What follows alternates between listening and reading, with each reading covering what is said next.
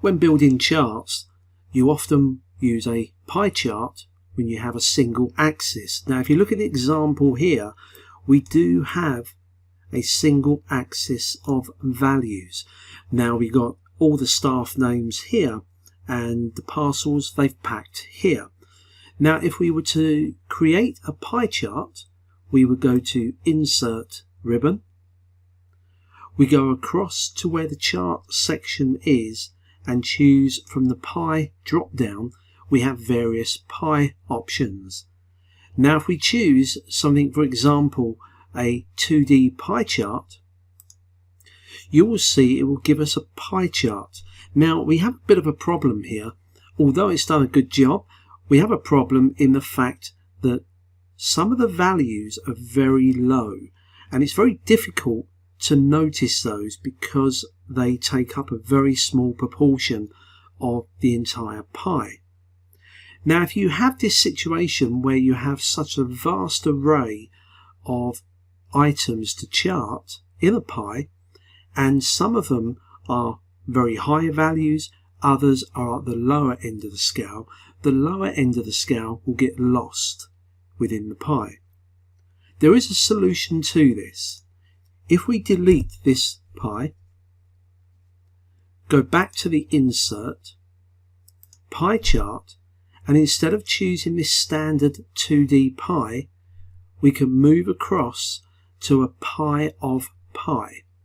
Now when you do that, it will give us this particular chart where we got two pies.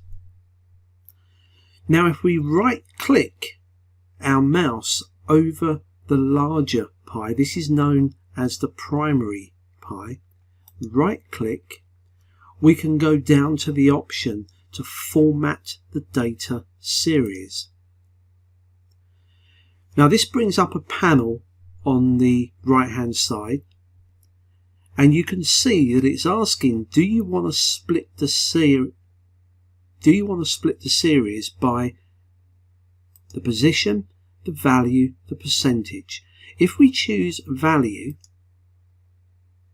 we can then say that any values that are less than, say, 50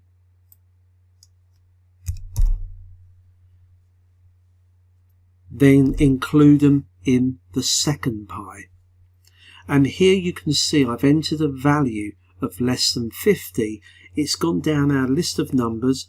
Anything less than 50 is going to appear in the secondary. Now if we were to put on titles by using the quick layout, and we can see that here in the top left of our ribbon bar, if we go across, we can start to find that we can add some titles. Now I've used the quick layout and it's applied the titles. One thing you'll notice is the colour of the fonts are not that easy to read on the coloured backgrounds. So if we select any one of those, you'll notice it selects all of these. We can then go to our home ribbon and change the colour of the text and even make it a little bit bigger. So we can change the font to a different colour to make sure it shows.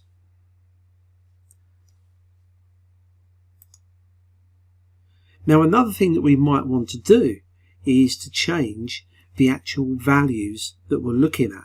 Now again, we can select one of the labels. You'll notice this selects all of them. If you only want to change one label, then you just click a second time on just that label, and here you can see I've selected just that one label. If I deselect and do that again, I click on one of the labels, it selects all of them. Now I want to format my number values, so once we've selected those, we can come back over to our panel on the right hand side. Now if you don't see this panel, then if you go to your format ribbon, we can then move across to say Format Selection. That's the button at the far left. That will bring the panel up and it will ask us how do we want to format these. Now if you have a look here, my label format, I've got number. If I scroll down, it's asking how do you want to format your numbers. Now it's set to general, but we can say number, and we can specify 2 decimal places. This will change the number value. If we take off the decimal and put 0, then it will show us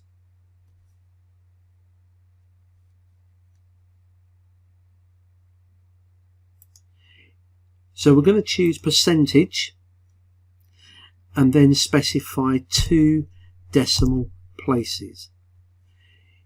If we now look at the values, it's given us an accurate measurement of 2 decimal places for each of the values.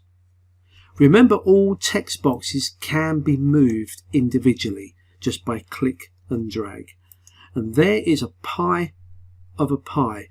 And one thing you'll notice is the overspill here is represented on the primary pie as 7.42% of other values.